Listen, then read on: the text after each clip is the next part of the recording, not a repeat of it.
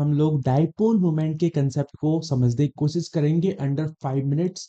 अगर आप ऐसी वीडियोस और चाहते हैं कि मैं बनाऊं तो प्लीज चैनल सब्सक्राइब करिए, वीडियो को लाइक करिए और अपने फ्रेंड्स के साथ में जो जेई और नीट की तैयारी कर रहे हैं उनके साथ में शेयर करिए। तो without any further delay let's get started. So when we talk about the concept of dipole moment क्या है, तो उससे रिलेटेड आपको कुछ बातों का ध्यान रखना है। सबसे पहली चीज है कि कैसे आप उसको डिफाइन करोगे। तो डिफाइन सिंपली आप ऐसे कर सकते हो कि it is the product of the magnitude of charge and internuclear distance. Internuclear distance किसके बीच में? जिन दो एटम्स के बीच में हम लोग बॉन्ड का फॉर्मेशन करा रहे हैं, तो उनके बीच की जो इंटरन्यूक्लियर डिस्टेंस है और उनके ऊपर जो चार्ज है, एक एटम पे प्लस क्यू हो जाएगा, दूसरे एटम पे माइनस क्यू होगा, तो उसका मैग्नीट्यूड यानी Q इंटू डी बराबर क्या हो जाता है? डाइपोल मोमेंट हो जाता है। यानी डाइपोल मोमेंट को हम रिप्रेजेंट करते हैं with the help of mu. यानी एक और चीज हम यहाँ पे बात कर सकते हैं कि डाइपोल मोमेंट की यूनिट क्या होगी, which is debye, and one debye is equal to 10⁻18 ESU into centimetre and 3.33 इंटू 10⁻30 कूलम्ब इंटू मीटर। ओके, एक चीज है, जब हम एक पोलर मॉलिक्यूल की बात करते हैं, पोलर मॉलिक्यूल एक ऐसा मॉलिक्यूल बेसिकली जिसके अंदर प्लस और माइनस देखने को नहीं मिल रहे, मतलब उसके लिए डाइपोल मोमेंट क्या होगा? डाइपोल मोमेंट उसके लिए mu not equal to zero होगा। और for non polar molecule mu बराबर जीरो होगा, यानी that is non polar molecule, उसके लिए म्यू जीरो हो गया, डाइपोल मोमेंट उसका जीरो हो गया। इसका मतलब उसमें प्लस और माइनस नहीं बन पा रहा। बात समझ में आई? एक फॉर्मूला और also it also use during the calculation of the dipole moment. यहाँ पे आपको एक मॉलिक्यूल दे रखा है या फिर एक बॉन्ड एंगल दे रखा है और वहां पे आपको दिखाना होता है कि यार इस पर्टिकुलर केस में डाइपोल मोमेंट की वैल्यू क्या आएगी। तो देखो, फॉर्मूला बड़ा सिंपल सा है। म्यू बराबर under root mu one square plus mu two square plus 2 mu one mu two cos theta. अब थीटा बराबर मान लो, जो दो डाइपोल मोमेंट है, एक डाइपोल मोमेंट की डायरेक्शन ये है, दूसरे वाले डाइपोल मोमेंट की डायरेक्शन ये है, तो इन दोनों केस में क्या होगा? डाइपोल मोमेंट के बीच का जो एंगल है वो क्या हो गया? जीरो। एक केस हो सकता है जिसमें 120 डिग्री है, एक केस ऐसा हो सकता है जिसमें 180 डिग्री है।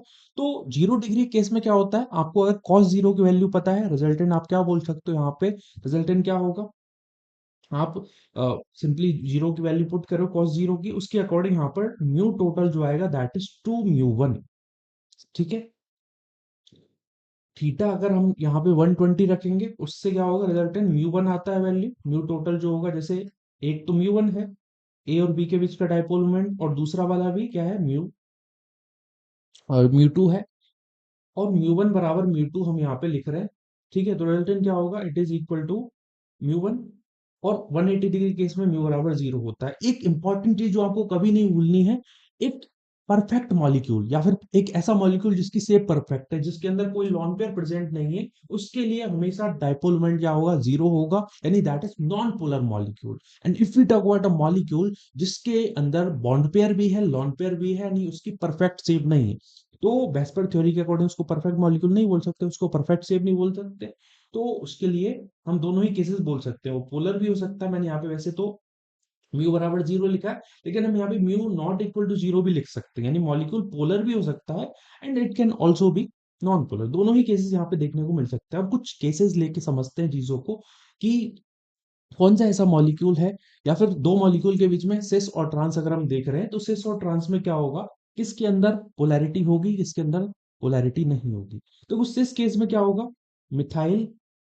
और एक और चीज जो मैंने यहाँ पे बताना भूल गया था कि जनरली जो डाइपोल मोमेंट की डायरेक्शन होती है वो प्लस से लेके माइनस की तरफ होती है, प्लस से लेके माइनस की तरफ होती है। तो जिसकी ईएन ज्यादा होगी, ठीक है, ईएन ज्यादा मतलब उसकी तरफ डायरेक्शन हो जाएगी। तो यहाँ पे क्या होगा? ये sp3 कार्बन है, ये sp2 कार्बन है, तो डायरेक्शन ये वाली होगी, इसके केस में डायरेक्शन ये होगी। तो रिजल्टेंट ये डायरेक्शन आपको देखने को मिले। ट्रांस में क्या होगा? 180 डिग्री एंगल होने की वजह से रिजल्टेंट मॉलिक्यूल पोलर हो जाएगा। Okay, when we talk about the next molecule, यहाँ पे एक डायरेक्शन तो ये वाली है, एक डायरेक्शन ये वाली है।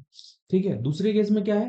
ट्रांस के केस में रिजल्टेंट डाइपोल मोमेंट बढ़ गया है, तो इट इज पोलर मॉलिक्यूल। ठीक, दूसरा वाला ही पोलर है, लेकिन ट्रांस वाला मॉलिक्यूल इज मोर पोलर, या उसका डाइपोल मोमेंट ज्यादा है। एक बड़ा फेमस मॉलिक्यूल होता है जब बात करते हैं यहाँ पर इन पर्टिकुलर मॉलिक्यूल के अंदर, तो सिंपली सी बात है, 60 डिग्री, 120 डिग्री, 180 डिग्री, जैसे जैसे थीटा बढ़ता है डाइपोल मोमेंट घटता हुआ चला जाता है। यानी ऑर्थो का डाइपोल मोमेंट सबसे ज्यादा होगा, फिर मेटा का होगा, फिर पैरा का होगा। ओके। एक और मॉलिक्यूल यहाँ पे हम डिस्कस कर सकते हैं विच इज क्लोरोबेंजीन, ऑर्थोक्लोरोबेंजीन, मेटाक्लोरोबेंजीन, पैराक्लोरोबेंजीन। पैरा के केस में क्या होगा, 180 डिग्री एंगल है, म्यू बराबर 0 हो जाएगा। 120 डिग्री केस में क्या होगा, रिजल्टेंट आपको यहाँ पर एक डायपोल मोमेंट देखने को मिलेगा। ठीक है, म्यू टोटल बराबर म्यू वन। थीटा बराबर 60 डिग्री केस में क्या होगा, आपको सबसे ज्यादा डायपोल मोमेंट मिलेगा। ये कहानी, यानी ortho Meta para is the order. लेकिन अगर जैसे यहाँ पे बात करो, वन एट, जैसे हम लोग यहाँ पे कैटेकॉल, रिसोर्सिनॉल और क्यूनॉल की जरा बात कर रहे हैं, तो उसके केस में क्या होगा, in that particular case you will see, या यू विल से कि यार जो 180 डिग्री है वो तो डायरेक्टली कैसा हो जाएगा, नॉन पोलर हो, लेकिन ऐसा होगा नहीं। ऐसा इस वजह से नहीं होगा क्योंकि यार यहाँ पर कुछ ये वाला केस देखने को मिलता है, रिजल्टेंट जो डायरेक्शन है वो इसको पोलर ही बना के रखेगी। ये 180 डिग्री वाला भी कैसा होगा, पोलर ही रहेगा। लेकिन अगर ऑर्डर बात करें तो ऑर्डर वही है, ऑर्थो मेटा पेयर। बाकी और जो सिंपली मॉलिक्यूल्स हैं, जैसे हम लोग डिफरेंट मॉलिक्यूल्स की बात कर सकते हैं। परफेक्ट शेप आपने कैटेगराइज कर दिए, they are polar, perfect shape वाले non polar in nature. And the ऐसे मॉलिक्यूल जिसके अंदर लोन पेयर प्रेजेंट है, लोन पेयर नहीं प्रेजेंट है,